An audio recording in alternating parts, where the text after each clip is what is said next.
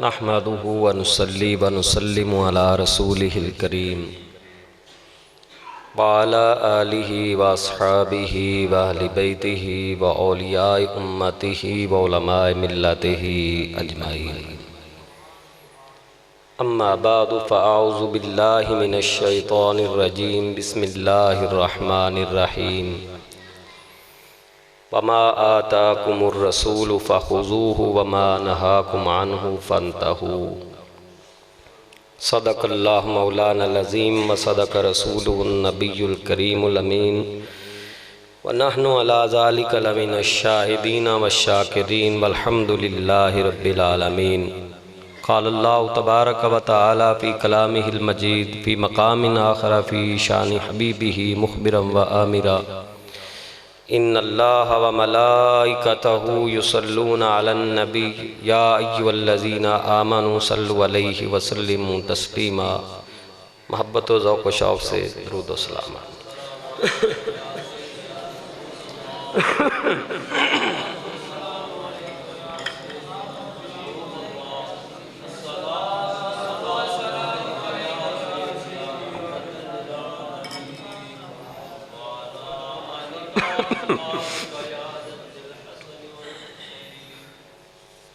मौलाया सल्लि व सल्लिम दाइमन अबदन अला हबीबिका खैरिल खल्क़ि कुल्लिहिम फ़इन्न मिन जूदिका दुनिया व दर्रतहा व मिन उलूमिका इल्मल लौहि वल कलम। मुनज़्ज़हुन अन शरीकिन फ़ी महासिनिही फ़जौहरुल हुस्नि फ़ीहि गैरु मुनक़सिम। जाअत लिदअवतिहिल अशजारु साजिदतन तमशी इलैहि अला साक़िम बिला क़दमी। फ़इन्नहु शम्सु फ़द्लिन हुम कवाकिबुहा युज़हिरना अनवारहा लिन्नासि फ़िज़्ज़ुलमी।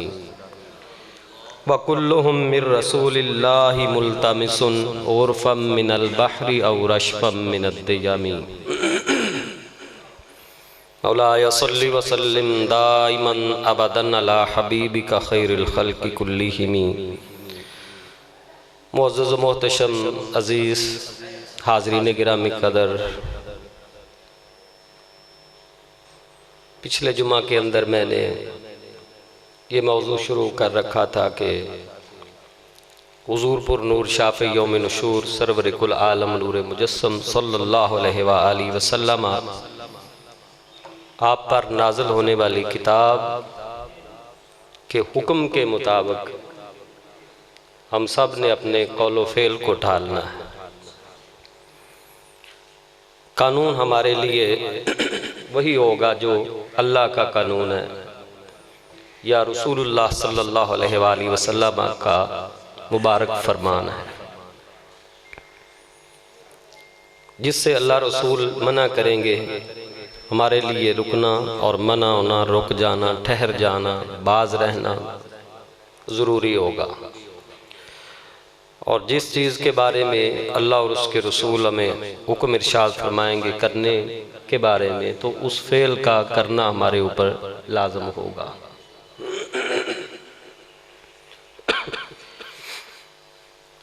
अपनी मर्ज़ी का ग़ुलाम जो बने तो वो तो शरीयत और कानून अपनी मर्ज़ी का चाहेगा।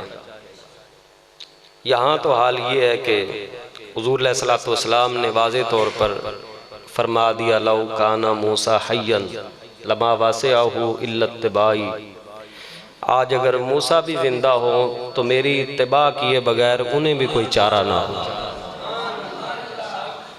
किसी और का तो कहना ही क्या, किसी और की मर्ज़ी कैसे चल सकती है। यहाँ तो कलीमुल्लाह की मर्ज़ी भी अपनी नहीं चल सकती है। ये ज़माना, ये दौर,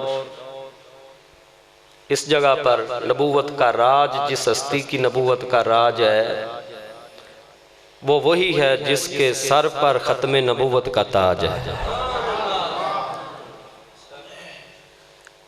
सरवर कुल कायनात बायसे इजाद आलम फ़ख्र आदम बनी आदम सल्लल्लाहु अलैहि वसल्लम के फ़रामीन मुतहरा और कुरानी आयात के मुताबिक अपने आप को ढाला जाए। दूसरे मकाम पर अल्लाह रब्बुल इज़्ज़त ने इसको यूँ फरमाया, या अय्युहल्लज़ीना आमनू उदखुलू फिस्सिल्मि काफ़ा, कि ए ईमान वालो इस्लाम के अंदर मुकम्मल तौर पर दाखिल हो जाओ।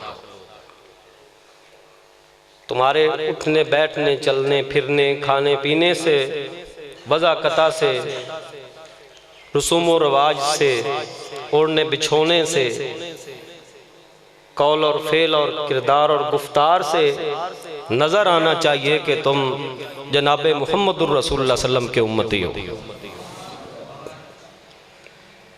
लिहाजा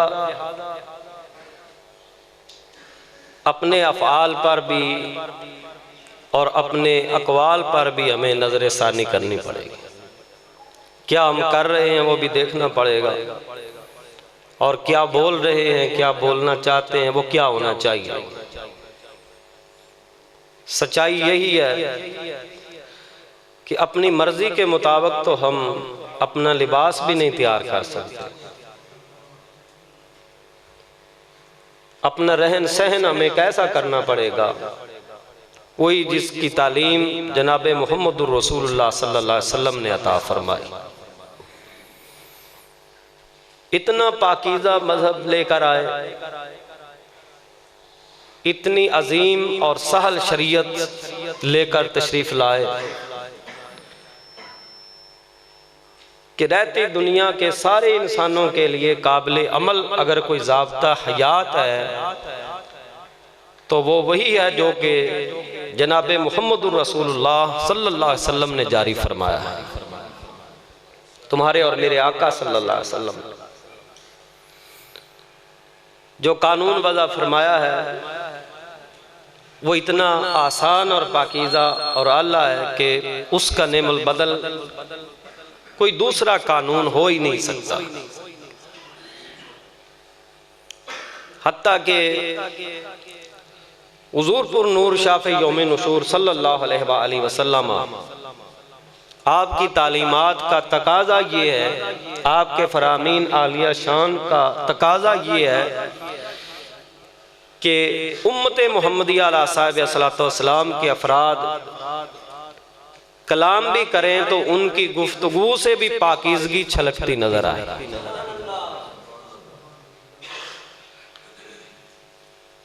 एक दफ़ा एक आदमी को जिसने शराब पी थी पकड़ा गया, हुज़ूर इस्लाम की बारगाह में उसे पेश किया गया, गवाहियाँ लग गई। हुज़ूर सल्लल्लाहु अलैहि वसल्लम ने फरमाया इसको सज़ा दो, सज़ा भी लग गई।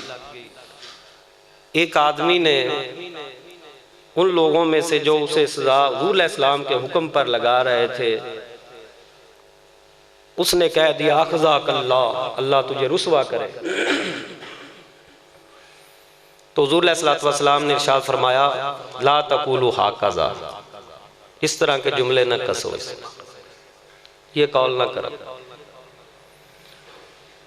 ला तुईनु शैतान अला हाज़िर, ऐसे कलमे को बोलने पर बोलकर शैतान के मददगार न बनो। यानी शैतान ये चाहता है कि तुम आपस में एक दूसरे को गाली गलौज करो, तो शैतान की इमदाद ये कहकर हरगज ना करो। शरी हुक्म था, सज़ा इसके ऊपर लाजम थी, वो लग गई है। और बिला चुनो चरा अगर कोई शरी सज़ा बर्दाश्त कर रहा है तो इसका मतलब ये है कि वो नादिम है, पशेमा है अपने किए पर, और सच्ची तौबा अल्लाह के हुजूर पेश कर रहा है। और अल्लाह रब्बुल इज़्ज़त ने तौबा का दरवाज़ा तो क़यामत तक के लिए खोला है। और हुज़ूर इस्लाम ने फरमाया अत्ताइबु मिनज़्ज़म्बि कमन ला ज़म्बा लहू, गुनाह करके तौबा करने वाला, सच्ची तौबा करने वाला ऐसे हो जाता है जैसे उसने गुनाह किया ही नहीं।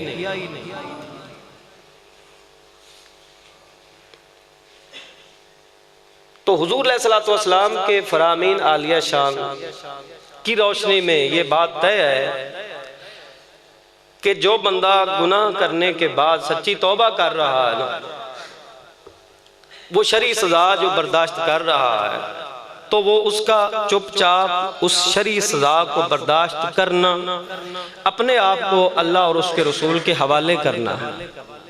और तौबा में भी यही होता है। तो जब वो ऐसा कर रहा है तो फिर उसके ऊपर किसी किस्म का नाज़ेबा कलिमा उसकी रूह को मजरूह करने के लिए, उसके दिल पर ज़रब लगाने के लिए नहीं होना चाहिए। अगर कोई करेगा तो फिर ऐसे ही जैसे वो शैतान का इमदादी बना हुआ है, क्योंकि शैतान चाहता है एक दूसरे को गाली गलौज करे, इंसान लड़ भिड़ जाए, फसाद इनके बीच में बरपा हो, और उसका आगाज जो होता है उमूमन वो बुरे कौल के निकल जाने से होता है। हत्ता कि एक शेर लुगत की किताबों में हज़रत अली रज़ी अल्लाह ताला अन्हु की तरफ मंसूब बड़ा मशहूर पढ़ा जाता है, जराहातुस सिनान लहल तियाम वला यल्ताम मा जरहल लिसान, कि नेज़ों और तीरों तलवारों के जो वार होते हैं उन पर, उनकी वजह से जो इंसान के बदन पर जख्म लगते हैं वो तो मुंदमिल हो जाते हैं, पुर हो जाते हैं। वला यल्ताम मा जरहल लिसानु, लेकिन जो दिलों पर जुबानें जख्म लगाती हैं वो कभी नहीं भरते। ये शेर हजरत अली रजी अल्लाह तआला की तरफ मंसूब है। लिहाजा कोई भी किसी को लान तान बुरा भला कहना, गाली गलोच पर उतर आना, ऐसा ना करे। अगर कोई कर रहा है तो लाजिमन हुजूर अलैहिस्सलाम के फरमान की रोशनी में अर्ज कर रहा हूँ, वो शैतान का इमदादी बना हुआ, वो शैतान का मददगार बना हुआ, क्योंकि शैतान चाहता है कि इंसान एक दूसरे पर लानत करे। तो हुजूर अलैहिस्सलातु वस्सलाम ने फरमाया ऐसा ना कहो। इसी तरह एक गामदिया कबीले की औरत थी, उसने हुजूर अलैहिस्सलातु वस्सलाम के सामने अपने आप को पेश कर दिया कि इन्नहा हुबला मिनज़ ज़िना। उसने किनायतन पहले आकर अर्ज की थी कि मेरे ऊपर किताबुल्लाह का फैसला जारी कीजिए। तो हुजूर अलैहिस्सलातु वस्सलाम ने फरमाया नजरों से ओझल हो जा, ये क्या कह रहे, तुझे है भी पता तो क्या कह रहे, होशो आवाज सलामत है तेरे।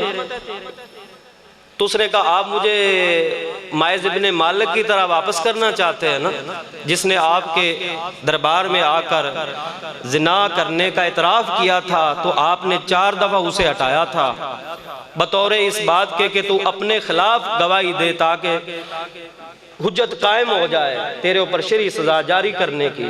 तो माइज़ इब्ने मालिक को जिस तरह आपने लौटाया था 4 दफ़ा और वो मदीने की गलियों में गुम हो जाता था, फिर वापस आकर इतराफ़ करता था, फिर आप वापस भेज देते थे, फिर आकर इतराफ़ करता था, तो क्या आप ऐसा काम मेरे साथ भी करना चाहते हैं? मेरे पास ऐसी दलील है जिसको रद्द ही नहीं किया जा सकता। फरमाया वो क्या है? अर्ज करने लगती है इन्ना हुबला मिनज़ ज़िना, मैं हमला हो चुकी थी ज़िना से, तो इसको तो ये ऐसी दलील है, इसे तो वापस ही नहीं किया जा सकता, ये बय्यन दलील है इस बात। तो हुज़ूर अलैहिस्सलातु वस्सलाम ने फरमाया अच्छा ऐसी बात है तो फिर अभी नहीं तेरे ऊपर सजा शरई लगेगा, क्योंकि अब रजम तेरे ऊपर सजा जारी करना मुनासिब नहीं, क्योंकि एक जान लेनी शरई तौर पर अगर तकाजा शरई के हिसाब से है तो फिर दूसरी जान जो तेरे अंदर पल रही उसका क्या गुनाह? लिहाजा जा तू, वज़ा अमल होगा तो उसके बाद आना। हदीस में आता है वो गई वापस आई, बच्चा उसने उठाया और अर्ज किया कि मैंने इस बच्चे को जन्म दे लिया। तो हुज़ूर अलैहिस्सलाम ने फरमाया अभी भी वक्त नहीं आया, अभी सजा नहीं लगेगी, इसको दूध कौन पिलाएगा, ये बच्चा फिर मरने के दहाने पर पहुंच जाएगा, तो इसको दोबारा मौत के मुंह में धकेलना, अभी नहीं तुझे सजा लगती। एक हदीस एक रवायत में यूं आई है कि उस औरत ने कहा कि चलो ठीक है मैं जाती हूँ, उसके दूध पिलाऊंगी, जब ये बड़ा हो जाएगा दूध छोड़ देगा, खाना अपने आप खाने लगेगा तो मैं आप वापस आ जाऊंगी, और उसने ऐसा ही किया। और एक रवायत में उसी वाक़े को यूं बयान किया गया है कि एक आदमी अंसार में से खड़ा हुआ, उसने अर्ज की या रसूलल्लाह इस बच्चे को दूध पिलवाने की जिम्मेदारी मैं अपने सर लेता हूँ, अगर आप मुनासिब समझे तो इसे मेरे हवाले कर दिया जाए। तो हुज़ूर अलैहिस्सलाम ने वो उसके हवाले कर दिया। फिर उस औरत को शरई सजा लगी। जब उसे सजा लग रही थी तो हज़रत खालिद इब्ने वलीद चूँकि सिपाही थे और सैफ़ुम मिन सियूफ़िल्लाह का लक़ब पाने वाले, और सिपाही जो होते हैं दलेर बहादुर भी ज़्यादा होते हैं और उनमें कुव्वत बाजू भी ज़्यादा होती है, क्योंकि उन्होंने मशक़ें की होती है, ट्रेनिंग ली होती है। तो उस औरत को जब रजम हो रहा था तो उनके हाथ ऊंट के जबड़े की एक हड्डी आ गई और वो उसे लेकर उसे मारने के लिए दौड़े, और जब उसके सर पर उसको मारा तो एक फुआरा खून का निकला, जिससे हजरत खालिद बिन वलीद के चेहरे पर चंद बूंदे उसके खून की आ गई। तो आपके मुंह से ये निकल गया, वो पलीद औरत, मेरे चेहरे को तू पलीद कर रही। बस इतनी बात कहनी थी तो हुजूर सल्लल्लाहु अलैहि वसल्लम ने फरमाया ऐसा ना कहो। लक़द ताबत तौबतन लौ कुसिमत बैनल अहलिल अर्द लकफतहुम औ कमा क़ाल रसूलुल्लाह सल्लल्लाहु अलैहि वसल्लम। हुजूर सल्लल्लाहु ने फरमाया ऐसा ना कहो, तुम्हें क्या पता इस औरत ने कैसी तौबा की है, इसने ऐसी तौबा की है अगर जमीन के बासियों पर तकसीम की जाए तो सबको किफायत कर देगी। सजा के लिए अपने आप को पेश करना कोई आसान बात होती है?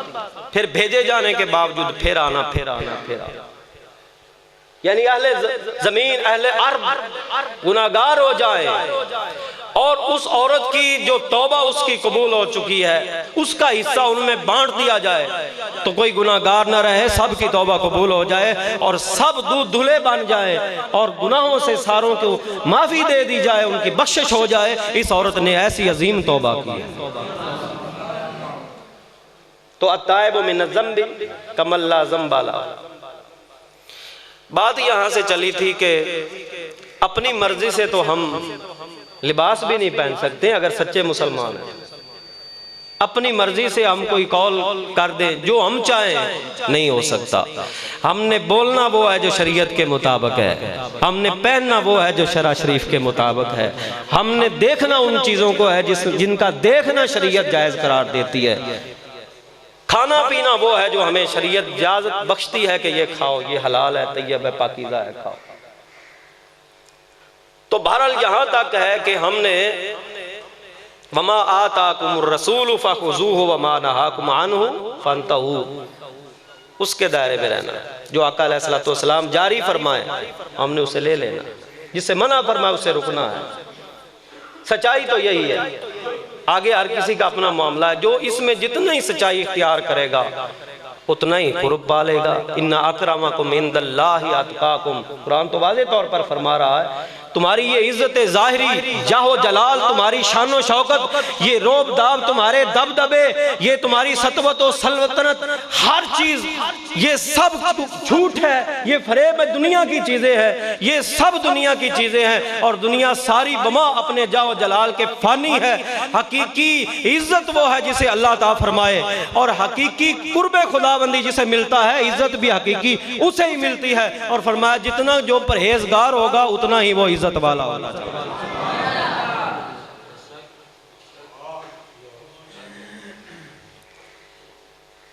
हुजूर सरवर आलम सल्लल्लाहु अलैहि वसल्लम सख्ती से मना क्या करते थे और आपका अपना खुद का तरीका भी यही था कि लम यकुन रसूल मा काना रसूलुल्लाह सल्लल्लाहु अलैहि वसल्लम फाहिशा वला मुतफहिशा, ना आप किसी को गाली गलौज देते थे आम अल्फाज में, ना बितकल्लुफ ऐसी चीज तकल्लुफन करके कि किसी के दिल को चोट पहुंचे, ऐसा आप, क्योंकि रहमतुल लिल आलमीन का तकाजा ही ये ना था।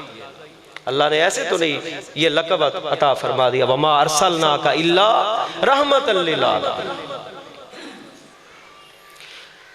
आज हम किधर जा रहे हैं, हमने तो ये सोचना भी नहीं होता कि हम बोल क्या रहे हैं, किसको क्या कह रहे हैं, क्या कह रहे हैं।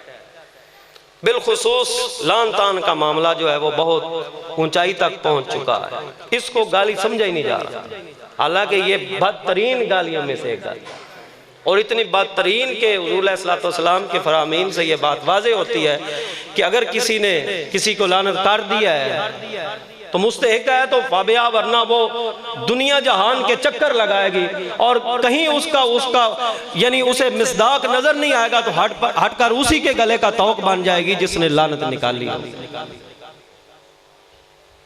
तो लान तान करना जो है उससे महफूज रहना चाहिए, इंसान अपने आप को बचाए उससे। और शरा शरीफ के अंदर शख्स मुअय्यन यानी नाम लेकर किसी को लानत डालना ये तो वैसे ही नाजायज करार दिया, इसकी तो गुंजाइश ही नहीं मिली। आप मुर्तकिबीन कबायर कुछ हैं जिनके बारे में सराहतन बुखारी और मुस्लिम के मुत्तफकुन अलैह अहादीस हैं, जिनमें वजाहत आती है कि ऐसा करने वालों पर अल्लाह की लानत है, ऐसा करने वालों पर अल्लाह रसूल की लानत है, ऐसा फेल करने वालों पर अल्लाह रसूल। नाम नहीं लिया गया किसी कौम का, ना किसी इलाके का, ना किसी शख्सियत का नाम, यानी मुबहम अंदाज में इसको ये इजाजत शरा शरीफ ने रखी है, लेकिन मुअय्यन करके किसी को लानत नहीं की जा सकती। हत्ता के यजीद पलीद कितना उसका किरदार कभी और कैसे उसके करतूत हैं, लेकिन शरीयत के अंदर अहादीस की रोशनी में उलमा अहनाफ ने रहमहुल्लाह ने जो फैसला किया है उसका भी नाम लेकर उसको लानत करने की इजाजत नहीं दी है, उसकी वजह भी बयान की है। एक वक्त वो है जो तुम यजीद पर लानत करने में गुजारो, तो अगर वो लानती है तो तुम्हारे लानत करने से ज्यादा नहीं हो सकती, और अगर वो बिलफर्ज तौबा करके मर गया है तो तुम्हारी लानत किधर जाएगी? नहीं है, तुम्हारे लानत करने से वो होगा नहीं, और है तो तुम्हारे लानत करने से उसके ऊपर लानत का इजाफा नहीं होगा। तो एक वक्त वो है जो यजीद पर लानत करने में गुजरेगा, और एक वक्त वो है जो आले रसूल पर और रसूल की जात पर दुरूद भेजने में गुजरेगा। तो उलमाए आनाफ के उस अजीम फतवा को पूरा समझने की कोशिश करो, उस फतवे को तोड़ मरोड़ कर या आधा बयान न करो, उस फतवे की रूह तक पहुंचो। रूह फतवे की ये बताती है कि वक्त तेरी जिंदगी का एक गुजरेगा यजीद पर लानत करने में, दूसरा गुजरेगा अल्लाह और उसके रसूल के हुक्म के मुताबिक रसूल और उसकी आल पर दुरूद सलाम भेजने में। अब दुरूद शरीफ में क्या होगा? तुझे भी नेकियां मिलेंगी, उधर भी दर्जात बुलंद होंगे। आले रसूल खुश होंगे तो रसूलुल्लाह सल्लल्लाहु अलैहि वसल्लम खुश होंगे, आप खुश होंगे तो खुदा खुश हो जाएगा। यानी दुरूद शरीफ वो अजीम दौलत है जिससे अल्लाह को राजी किया जा सकता। और यजीद पर सारी जिंदगी कोई लानत करता रहे तो आले रसूल के दर्जे में क्या ज्यादती होगी भाई बताओ ना मुझे? वो तो दुरूद भेजने से होगी। तो फिर आले रसूल की खुशी भी इसी में है कि उनकी जात पर दुरूद भेजा जाए, यजीद अलैहि मा अलैहि को उसके सुपुर्द किया जाए। तुम बस आंखें बंद करके मदीने की तरफ रुख करके अपनी रूहों का नबी की जात पर उनकी आल पर दुरूद भेजते रहो। इसी में वो घराने की खुशी है और इसी में रसूलुल्लाह सल्लल्लाहु अलैहि वसल्लम भी खुश होंगे, और जिस पर अल्लाह के रसूल राजी हो गए उस पर अल्लाह राजी हो जाए। तो कुछ करतूत कुछ कबायर के इर्तिकाब करने वाले जो हैं उन पर लानत की इजाजत की गई है बुखारी और मुस्लिम की मुत्तफकुन अलैहि हदीस के अंदर। मैं उसको सरसरी तौर पर यानी चलते चलते उसको पढ़ देता हूँ ताकि आपको अंदाज़ा हो जाए कि इतने बड़े गुनाह हो तो फिर यह है कि उसकी इजाज़त वो भी शख्स का नाम लेकर नहीं। यानी शरा शरीफ हमें कितना पाकीज़ा करना चाहिए। हुजूर अलैहिस्सलातु वस्सलाम का कितना तकाजा है कि मेरी उम्मत की ज़ुबानें भी इतनी पाकीज़ा हो कि उनकी ज़ुबानों पर या खुदा का जिक्र आए या रसूलुल्लाह सल्लल्लाहु अलैहि वसल्लम की ज़ात पर दुरूद भेजने के अल्फाज आए, या कुरान की तिलावत हो, या नमाज पढ़ रहे हो, तस्बीह पढ़ रहे हो, तहलील कर रहे हो, तकबीर कह रहे हो, ये तो उनकी ज़ुबानों पर हो, लेकिन एक दूसरे को गाली गलौज देने का सोचें भी नहीं, क्योंकि शरा शरीफ ने इसकी इजाज़त ही नहीं बख्शी। इमाम नबवी अलैहिर्रहमा उनकी ये किताब, उन्होंने अहादीस के ज़ख़ीरे को इकट्ठा किया, और लुत्फ़ की बात ये यहाँ जो भी अल्फाज हैं वो बुखारी और मुस्लिम के या तो मुत्तफ़क़ुन अलैह या फिर सही बुखारी शरीफ के अंदर आए हैं या फिर फ़कत सही मुस्लिम शरीफ के अंदर आए हैं। बयान करते हुए साबत फी सही अन्ना रसूलुल्लाह सल्लल्लाहु अलैहि वसल्लम क़ाल लअनल्लाहुल वासिलता वल मुस्तौसिलता, कि अल्लाह रब्बुल इज़्ज़त की लानत हो, एक मतलब, या अल्लाह लानत करे किस पर? वासिला पर, मुस्तौसिला पर। वासिला उस औरत को कहते हैं जो अपने बालों को गैरों के बालों के साथ मिलाती है। ये किनाया भी हो सकता है कि गैर और गैर मर्द के साथ मुलाकात करे, इससे किनाया भी हो सकता है। इसको अपने जाहिर पर भी रखा जा सकता है। वो जाहिर पर रखना जो फेल बनता है वो भी शरई तौर पर ममनू है। जिस तरह के औरतें दूसरी औरतों के या मर्दों के बाल जिनकी मुख्तलिफ चीज़ें बनी होती हैं अपने बालों के साथ मिलाकर उनके अंदर वो ऐड कर लेती हैं, जिस तरह जिसे विग कहते हैं। तो वासिला मुस्तौसिला वो ये चाहती है कि मेरे साथ हो, और ये है कि फिर उसको दूसरी औरतों के बालों के साथ मिलाने वाली हर दो तरह की वो औरतें जो हैं उनको मलऊन ठहराया गया है, नाम लेकर नहीं, ऐसे काम करने की वजह से। वन्नहु काल लअनल्लाहु आकिल रिबा व मुकिलहु व कातिबहु व शाहिदैहि औ कमा काल, कि अल्लाह गारत करे, एक माना ये हो सकता है अल्लाह की लानत हो, अल्लाह अपनी रहमत से दूर करे, ये तीनों माने इसके हो सकते हैं। या खुदा की रहमत से वो दूर हो चुका है, कौन? आकिल रिबा, जिसने सूद का माल खाया, मुकिला हो या जो खिलाने वाला, कातिबा हो या उसकी लिखत पढ़त करने वाला मुंशी है, व शाहिद है या उस कारोबार पर दो गवाह जो बनने वाले हैं उनको भी नाम लेकर उनका भी नहीं है। बस ऐसा अगर फेल अगर उसके इर्तिकाब करने वाले हैं तो फिर उनके लिए यही तोहफा है। व अन्नहु लअनल मुसव्विरीन, और ये कि आप सरकार सल्लम ने लानत फरमाई उन पर जो तस्वीरें बनाने वाले।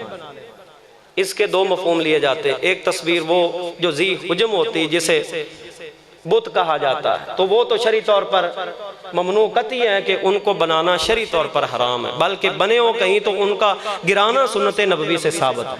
360 बुतों को हुजूर इस्लाम ने बैतुल्लाह शरीफ से पाक किया था। आजकल के मुसलमान हुक्मरान चूँकि दूसरे हुक्मरानों के ज़ेरे तसल्लत आए हुए हैं और अपने इस्लामी कानून के मुताबिक बोलना भी उनको इजाज़त उसकी नहीं होती, क्योंकि यहूदियों ने चालें ऐसी चली हैं कि कर्ज़ों में सारे मुल्कों को जकड़ कर सही बात भी नहीं कहने की इजाज़त होती। तो आज अगर कोई बुत तोड़ता है तो उसके वो लोग शुरू हो जाते हैं इधर उधर से बातें बताने को, साफ़ी उठ खड़े होते हैं, फलाने उठ जाते हैं, फलाने फलाने फलाने। लेकिन हकीकत ये है कि बुतों को तोड़ना ये सुन्नत नबवी है। जहाँ कहीं उन्हें ख़त्म, मुसव्विरीन से मुराद तस्वीरें बनाने वाले लिए जाए तो वो आजकल उसके अंदर बेहतियाती इतनी ज़्यादा हो चुकी है कि इधर तो लानत का कौल आया, और लानत का मतलब मैं बयान कर चुका हूँ, अल्लाह की रहमत से दूरी। और एक हदीस में आता भी उस घर में फरिश्ते नहीं आते जिस घर में तस्वीरें हो या कुत्ता हो। तो ये है कि फिर इन चीज़ों से हमें बाज रहना पड़ेगा, वरना कहीं खुदा न खास्ता ऐसा ना हो जाए कि वो उसके हम ही मिसदाक बन जाए, तो बेजा उसका बहुत ज़्यादा इस्तेमाल। और बल्कि आज तो ये देखा जा रहा है कि बैतुल्लाह शरीफ का जो तवाफ होता है कितने खुशू के साथ होना चाहिए, और कितने इन्हिमाक और कितनी मोहब्बत से होना चाहिए, और किस तरह मोहब्बत में डूब कर होना चाहिए, वो ख्याल ही लोगों को नहीं है। बस वो जनाब इस तरह करते फिरते होते हैं और ये साथ तवाफ भी हो रहा होता है। तो वो जो रूह उस इबादत किया है वो शायद वहाँ पर से उन्हें हासिल ना हो पाए, ऐसा करने वालों के। व अन्नहु काल लअनल्लाहु मन गय्यरा मनारल अर्द, और ये कि अल्लाह ताला की लानत हो उन पर जो लोगों की ज़मीन के निशानात मिटाएं। इसका मतलब ये है कि अपनी ज़मीन में उसकी ज़मीन का कुछ हिस्सा डालने के लिए जो निशानियां वज़ा की जाती है कि यहाँ से लेकर वहाँ तक उसका रकबा है, वहाँ से लेकर आगे तक उसका रकबा है, तो उस पर जो मुतय्यन निशानियां होती हैं उनको चुपके से मिटाया जाए या घटाया जाए, तो वो लानत हासिल करने का ज़रिया है। और लानत भी किसकी जानिब से? अल्लाह और उसके रसूल की जानिब से। तो ये भी एक बहुत बड़ा बुरा फेल है। अगर कोई खुदा न खास्ता ऐसा कर चुका है तो उसे तौबा तायब होना चाहिए, और जिसका हक मारा ऐसा करके उसको उसका हक वापस करना चाहिए, वरना जुबानी कह देने से मैं तौबा करता हूँ वो कोई तौबा नहीं। व अन्नहु काल लअनल्लाहु सारिका यसरकुल बैदा व तुक्ता यदो, और उस पर अल्लाह की लानत हो चोर पर जो अंडे जैसी हकीर चीज भी चोरी करता है, और उसकी कीमत जो है वो शरी हद तक जा पहुंचती जिस पर कता याद होता है और उसका हाथ काट जाता है। चुराया अंडा और कटवा लिया हाथ, उसके हाथ क्या आया? अल्लाह ऐसे पर लानत ही करे।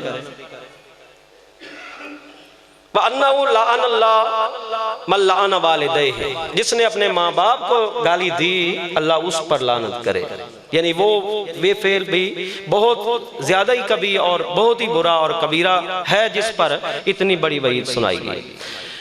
वलाअन अल्लाहु मन ज़बह लिगैरिल्लाह, उस पर भी लानत हो जिसने गैरुल्लाह का नाम लेते हुए ज़बह कर दिया किसी जानवर को, बिस्मिल्लाह वल उज़्ज़ा, जिस तरह काफिर लोग क्या करते थे। बाज़ लोगों का ये ख्याल है कि शायद सुन्नी भी इसी तरह करते हैं, बिस्म बाबा फरीद, बिस्म गौस पाक, ये 11वीं होगी, लिहाजा 11वीं उसी तरह हराम होगी जैसे कि काफिरों का ज़बिया हराम होता है। तो ये उनका अपना कौल है, इसका मिसदाक सुन्नी नहीं बनते। क्यों? वजह नाम ज़रूर उस पर लिखा जाता है कि ये बाबा फरीद का छतरा है, ये गौस पाक का बकरा है, नाम ज़रूर लेते हैं, लेकिन जब ज़बा का वक़्त आता है ना, तो उस वक़्त मुसलमान है, मुसलमान बिस्मिल्लाह अल्लाहु अकबर कहकर ज़बा करें। अगर उस 11वीं के उस छतरे बकरे को औसानो असनाम के नाम पर ज़बह शुदा जानवरों जैसा साबित करना है, तो कोई एक नमूना, उसकी कोई एक मिसाल कि फ़लाँ इलाके के लोगों ने बिस्मिल्लाह वल उज़्ज़ा की तरह बिस्म गौसे आज़म कहकर उसको ज़बह किया था। चैलेंज करो, इस तरह की कोई भी सूरत नज़र जब नहीं आती तो खामखा शिरक जैसे बड़े से बड़े गुनाह की इल्ज़ाम तराशी का फ़ायदा ही क्या निकला? यही तो वजह है जो किसी मुसलमान को काफिर या मुशरिक कहता है, अगर वो है तो ठीक है, वरना वो खुद हो जाएगा। ये शरई कानून है जो रसूलुल्लाह सल्लल्लाहु अलैहि वसल्लम ने खुद बताया। लिहाजा इस बारे में बेहतियाती की गुंजाइश जरा भी नहीं है। अन्नहु क़ाल मन अहदस फ़ीहा हदसन औ आवा मुहदिसन फ़अलैहि लानतुल्लाहि वल मलाइकति वन नास अजमईन। मदीने पाक में जो गैर शरी काम जारी करे या गैर शरी काम करने वाले को पनाह दे, उस पर अल्लाह की, फरिश्तों की और सारे लोगों की लानत। यजीद के लिए बाज़ लोगों ने कहा कि उसके कुछ करतूत मदीना पाक में ऐसे जाहिर हुए थे। इसी तरह आप सरकार सल्लल्लाहु अलैहि वसल्लम ने फरमाया लाअन अल्लाहुल यहूद अत्तखज़ू कुबूर अंबियाए मसाजिदा, यहूदियों पर अल्लाह लानत करे जिन्होंने नबियों की कब्रों को मस्जिदें बना लिया था, यानी उनकी कब्र को ही सजदा करना शुरू कर दिया था। यहाँ भी बाज़ लोग कहते हैं कि सुन्नी इसका मिसदाक है। क्यों? बाबा फरीद भी मस्जिद बनी हुई है, दाता साहब भी मस्जिद बनी हुई है, ठीक है जी, गौस पाक के दरबार पर भी मस्जिद बनी, जहाँ दरबार वहाँ मस्जिद होती है, लिहाजा ये लानती हो गए क्योंकि दरबारों पर मस्जिदें बनाते हैं।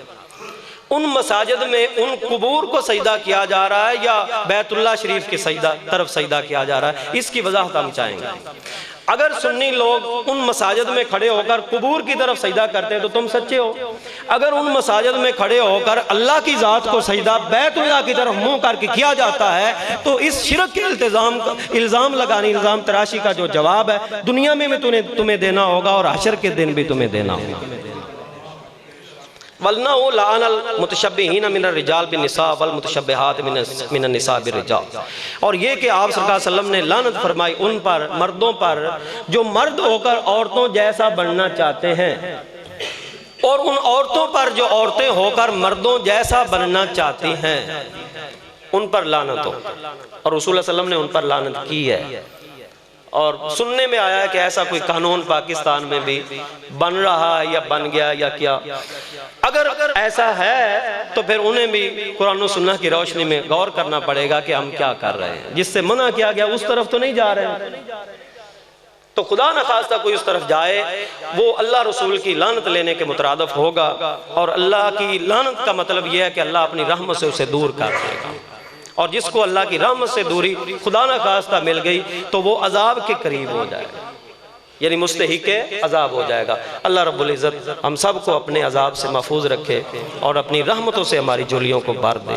आमीन।